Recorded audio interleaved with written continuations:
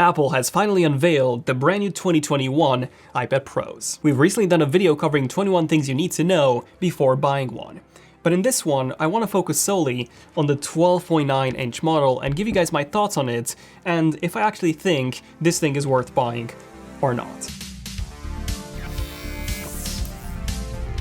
Sponsored by Paperlike. If you have an iPad and an Apple Pencil, you need to get Paperlike. Paperlike is a thin screen protector that you apply to your iPad that makes the entire drawing and writing experience with the Apple Pencil feel like real paper rather than that slippery glass feel that you would normally get. I actually use Paperlike on my very own personal iPad Pro, and I would highly recommend it. So yeah, check it out using the link below, and thanks again to Paperlike for sponsoring this video. Okay, so in my opinion, for something to be worth buying, it needs to either give you its monetary value back as soon as possible, aka generate income for you, or it needs to be so enjoyable that you wouldn't mind losing that money on it. The 12.9-inch iPad Pro is pretty expensive. At a starting price of $1,100, it is $100 more than the MacBook Air. Not only that, but it only comes with 128 gigabytes of storage compared to 256 on the MacBook Air, and it also lacks a keyboard and a trackpad. Therefore, if you bump the storage to 256 gigabytes and also add the Magic Keyboard, you would end up spending $1,550 or 55% more than when compared to a MacBook Air, which is pretty insane. So now the question is, can the 12.9-inch iPad Pro make you that money back?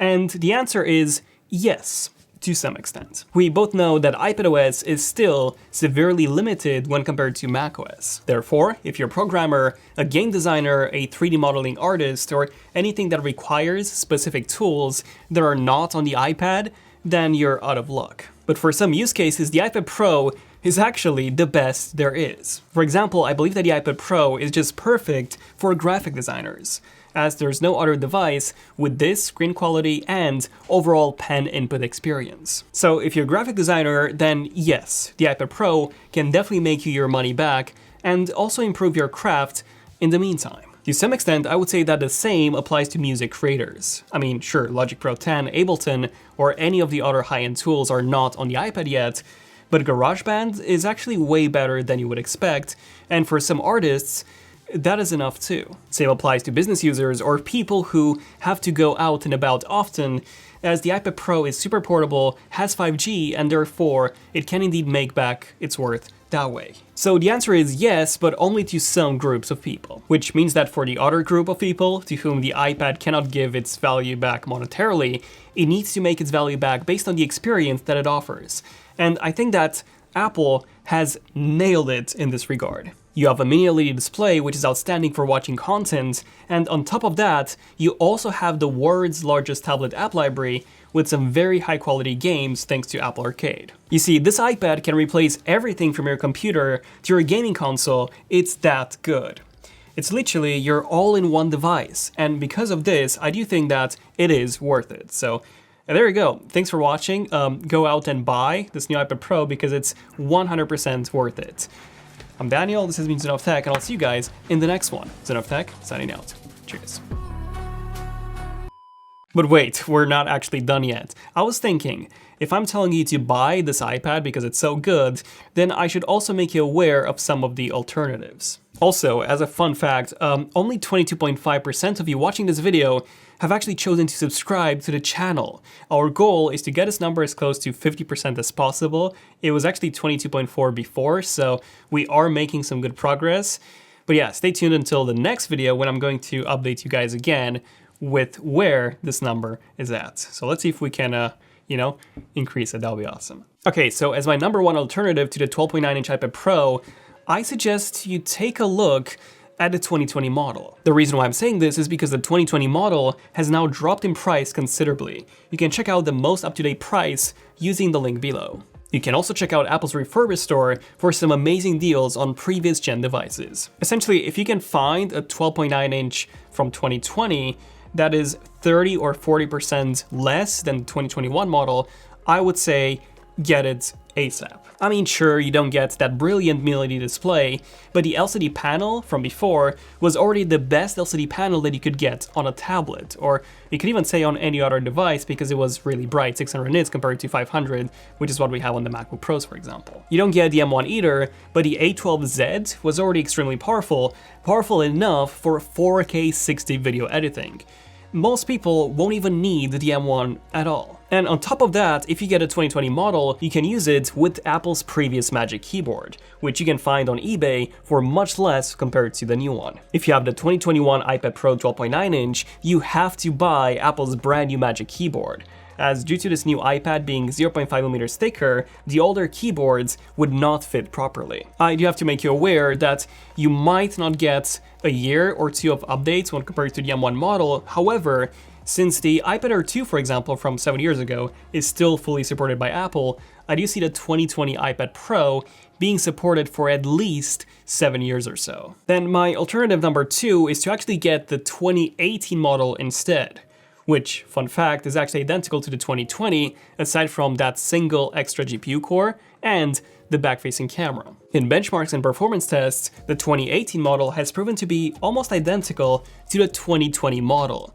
So you're really just missing out on the camera here. Other than that, you get the same display, the same design, and the same Magic Keyboard as on the 2020 model. Now, I know, the 2018 is almost impossible to find brand new, because, you know, it's been quite some time since 2018. So your best bet is to go on eBay, where you can still find some used 2018 12.9-inch iPad Pros for a pretty good price now. I would say that a good deal for the 2018 model is around 50% of the price of the 2021 model. If you can find one that's also in very good condition for that price, it's a great deal. Now, something that you should definitely keep in mind is the difference in RAM.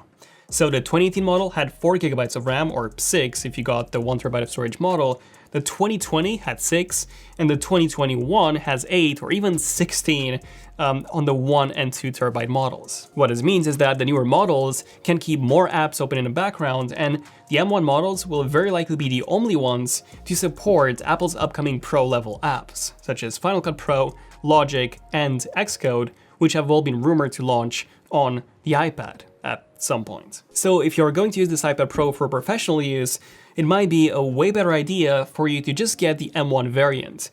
But for the rest of you, the 2020 and even the 2018 models are still very good options. Then alternative number 3 is to just get the 11-inch model instead, because as you can see, the 12.9-inch is big, like really big. And if you add in a keyboard, it ends up being thicker and heavier than a MacBook Air. My point here is that if you don't necessarily need that massive display and you prefer something more portable, the 11-inch model is still a great choice as well. Like literally the only thing that you don't get, aside from, you know, the size, is the mini-LED display. But at the same time, the 11-inch does start from $800 compared to $1,100, so there is a significant price difference between the two. And then on top of that, if you were to buy that Magic Keyboard, it is also less on the 11-inch model, costing $300 compared to $350. Alternative number 4 is to get something else instead, like, you know, a Samsung Galaxy Tab S7 Plus. But hear me out, I know it's not an iPad, but it's actually a very, very good option. Yes, it is significantly less powerful than the new M1 iPad Pro.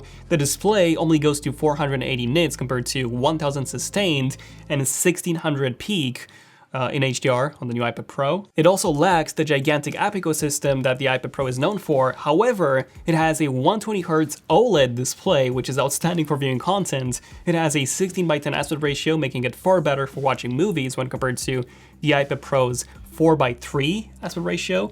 And it is also super thin at just 5.7mm, while at the same time being extremely light at 575 grams. On top of that, the Tab S7 Plus has much better multitasking, where you can open around 8 apps at the same time compared to just 3 on the iPad Pro. On top of that, the Tab S7 Plus can be used in DeX mode, which makes it very similar to Windows, with resizable apps and way more stuff. And you also get a pen included in the box. And with all of this, it costs significantly less than what a 12.9-inch iPad Pro costs should you buy the keyboard and the pencil attachments for it. And finally, my last alternative is probably the most obvious one, which is getting a MacBook Air instead. And that's because it costs $550 less. You get the same performance, but with a much better 18-hour battery life compared to just 10 on the iPad Pro. And the MacBook Air is actually more portable than the 12.9-inch iPad Pro with a keyboard and the pencil attached. The only things that you're missing out on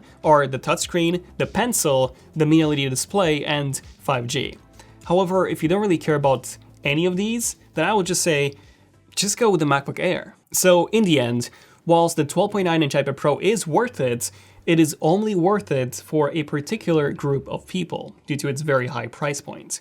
For the more casual users of you out there, getting the 2020 or even the 2018 models, a Galaxy Tab S7 Plus or a MacBook Air instead is, I would say, a better choice. But let me know in the comments, what do you guys think? Are you getting a 12.9-inch iPad Pro, and if so, would you actually use it as your main computer? And if you are not getting one, but you would like to get one, what is the app that's stopping you from using it as your main computer? Let me know in the comments. Give us a like if you have enjoyed it to let us know, as it does help YouTube push our videos more. And definitely subscribe if you want to see more interesting tech videos like this one hopefully was. I'm Daniel, this has been Son of Tech, and I'll see you guys in the next one. Son of Tech, signing out. Cheers.